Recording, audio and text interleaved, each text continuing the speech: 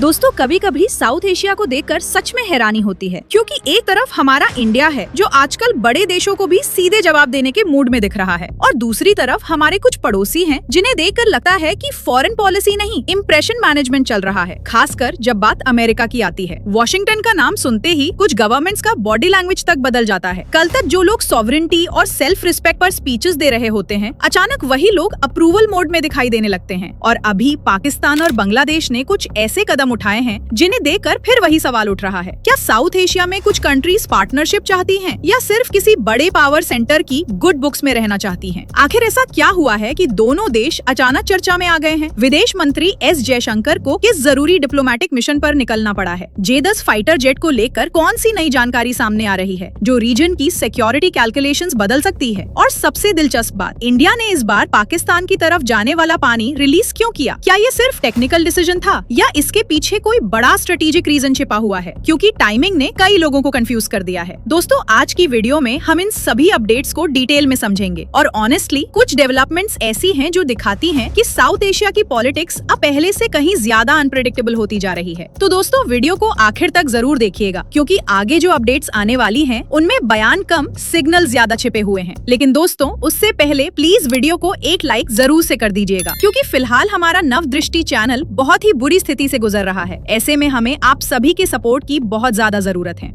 खैर चलिए अब सबसे पहले बात करते हैं भारत के विदेश मंत्री डॉक्टर एस जयशंकर की। और ऑनेस्टली अगर कोई ये सोचता है कि फॉरेन पॉलिसी सिर्फ प्रेस कॉन्फ्रेंस और हाथ मिलाने का नाम है, तो उसे जयशंकर जी का स्केड्यूल एक बार जरूर देखना चाहिए। दरअसल 26 मई यानी आज से 4 दिन पहले दिल्ली में क्वाड की बड़ी मीटिंग हुई थी। पूरी दुनिया की नजर उस मीटिंग पर थी। अमेरिका, जापान, ऑस्ट्रेलिया और इंडिया के टॉप डिप्लोमैट्स एक साथ बैठे हुए थे। लेकिन कहानी यही खत्म नहीं हुई। क्वाड मीटिंग खत्म हुई और अगले ही दिन सुबह सुबह जयशंकर जी साइप्रस पहुंच गए। यानी एक डिप्लोमेटिक इवेंट खत्म और दूसरा शुरू। रिपोर्ट्स के मुताबिक साइप्रस में यूरोपियन यूनियन के फॉरेन मिनिस्टर्स की महत्वपूर्ण बैठक हो रही है। EU के 27 देशों के विदेश मंत्री वहां इकट्ठा हुए हैं। लेकिन सबसे दिलचस्प बात ये है कि ये सिर्फ EU की इंटरनल मीटिंग नहीं थी। इस बार 3 देशों को स्पेशल गेस्ट के तौर पर बुलाया गया, इंडिया, सऊदी अरब और यूक्रेन। यानी दुनिया के कई बड़े देशों के बीच हमारे इंडिया को अलग से जगह दी गई। और ये कोई छोटी बात नहीं है, क्योंकि इंटरनेशनल डिप्लोमेसी में इनविटेशन भी कई बार मैसेज होता है। साइप्रस पहुंचने के बाद जयशंकर जी ने लगातार कई अहम मुलाकातें की। यूरोपियन यूनियन की फॉरेन अफेयर्स लीडरशिप से बातचीत हुई, यूक्रेन के फॉरेन मिनिस्टर से मुलाकात हुई, सऊदी अरेबिया के फॉरेन मिनिस्टर से भी चर्चा हुई, और हाल ही में भी अलग अलग देशों के साथ कई बायलैटरल मीटिंग्स होने वाली हैं। यही वजह है कि आज इंडिया की फॉरेन पॉलिसी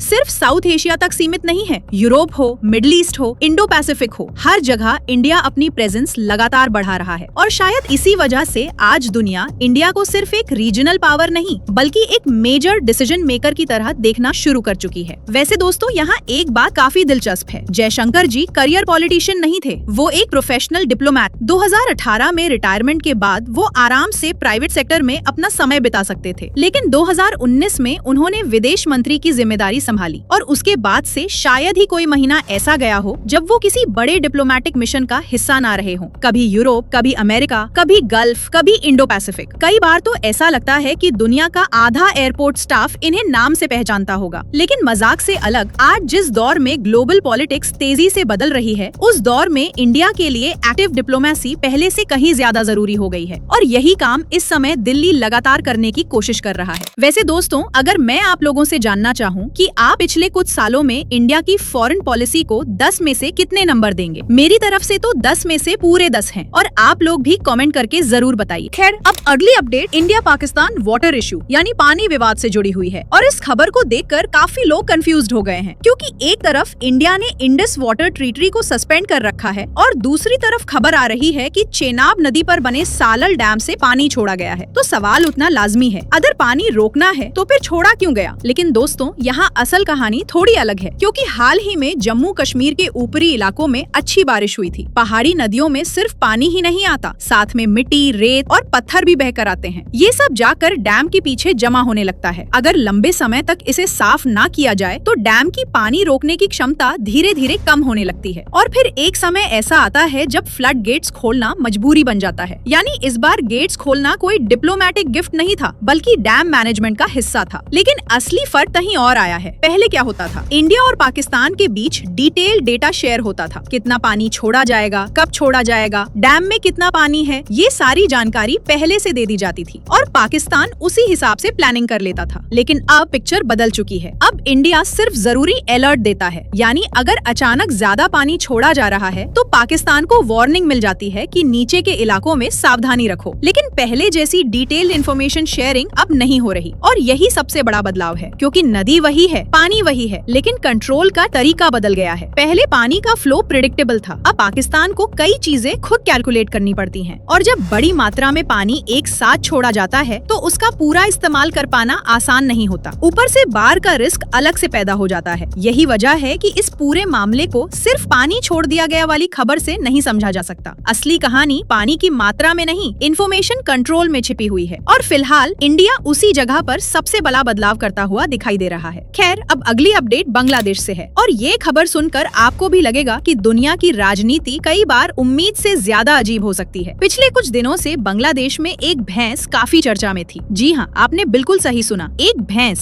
कारण बेसिकली लोगों का कहना था कि उसकी हेयर स्टाइल और चेहरा थोड़ा बहुत डोनाल्ड ट्रंप से मिलता है। बस फिर क्या था, सोशल मीडिया ने अपना काम शुरू कर दिया, मीम्स बनने लगे, लोग फोटो खिंचवाने आने लगे और देखते ही देखते वो भैंस इंटरनेट स्टार बन गई। लेकिन असली कहानी ईद से ठीक पहले शुरू हुई। जिस फार्म में वो भैंस थी उसके मालिक ने उसे बेच दिया। खरीदने वाला व्यक्ति उसे ईद की कुर्बानी के लिए ले गया था। मामला यही खत्म हो सकता था, लेकिन फिर बांग्लादेश सरकार ने एंट्री मार दी। रिपोर्ट्स के मुताबिक आखिरी समय पर इस मामले में दखल दिया गया और उस भैंस की कुर्बानी रुकवा दी गई। खरीदार को पैसे वापस दिए गए, भैंस को अपने कब्जे में लिया गया और अब उसे ढाका के नेशनल जू यानी राष्ट्रीय चिड़ियाघर में शिफ्ट कर दिया गया है। यानी कुछ दिन पहले तक जो भैंस खेत में थी, अब उसकी सिक्योरिटी, केयर टेकर और परमानेंट रहने की व्यवस्था तक कर दी गई है। ऑनेस्टली इस खबर में सबसे दिलचस्प चीज भैंस नहीं है। दिलचस्प चीज ये है कि पूरे साउथ एशिया में शायद पहली बार किसी जानवर की पॉलिटिकल पॉपुलैरिटी उसकी मार्केट वैल्यू से ज्यादा हो गई। बाकी लाखों जानवरों पर किसी की नजर नहीं गई, लेकिन ये वाली वीआईपी कैटेगरी में पहुंच गई। खैर, अब जरा अगली अपडेट पर गौर कीजिए। इंडिया ने अफ्रीका में फैल रही हेल्थ इमरजेंसी से निपटने के लिए फिर से मदद भेजी है। रिपोर्ट्स के मुताबिक अफ्रीकन यूनियन को डायग्नोस्टिक्स, मेडिसिन और मेडिकल सप्लाईज का नया कंसाइनमेंट भेजा गया है। यानी इंडिया सिर्फ अपने रीजन में ही नहीं, दूसरे कॉन्टिनेंट्स में भी ह्यूमैनिटेरियन सपोर्ट बढ़ा रहा है। इसके अलावा अगली अपडेट तिब्बत से जुड़ी हुई है। जैसा कि हमने हमारी पिछली वीडियो में बताया कि हाल ही में धर्मशाला में टिबेटन गवर्नमेंट इन एग्जाइल का स्वेरिंग इन सेरेमनी हुआ था। पहले माना जा रहा था कि सिर्फ इंडिया और अमेरिका ने ऑफिशियल रिप्रेजेंटेशन भेजी थी, लेकिन अब नई जानकारी सामने आई है। पता चला है कि कुछ देश बिना ज्यादा पब्लिसिटी के भी इस कार्यक्रम में शामिल हुए थे। अब रिपोर्ट्स के मुताबिक कुल 5 देशों के प्रतिनिधि वहां मौजूद थे, इंडिया, अमेरिका, ब्रिटेन, चिली और एल साल्वाडोर। किसी ने सांसद भेजे, किसी ने सीनियर ऑफिशियल्स, तो किसी ने डिप्लोमेटिक रिप्रेजेंटेटिव्स। मतलब चाइना की आपत्तियों के बावजूद कई देशों ने अपनी मौजूदगी दर्ज कराई। और जियोपॉलिटिक्स में कई बार सिर्फ मौजूद रहना भी एक मैसेज होता है, क्योंकि कुछ बातें प्रेस कॉन्फ्रेंस में नहीं कही जाती, सीधे मंच पर पहुंचकर कही जाती हैं। अब अगली अपडेट भारत के सबसे महत्वाकांक्षी डिफरेजेक्स में से एक से जुड़ी हुई है, क्योंकि AMCA यानी इंडिया के 5th generation stealth fighter jet programme को लेकर बड़ी प्रगति होती दिखाई दे रही है। और इस बार बात सिर्फ प्रेजेंटेशंस, अनाउंसमेंट्स या मॉडल दिखाने तक सीमित नहीं है। अब मामला धीरे धीरे कागजों से निकलकर फैक्ट्री फ्लोर की तरफ बढ़ रहा है। रिपोर्ट्स के मुताबिक डिफेंस मिनिस्ट्री ने AMCA प्रोग्राम के लिए 3 बिडर्स को रिक्वेस्ट फॉर प्रपोजल यानी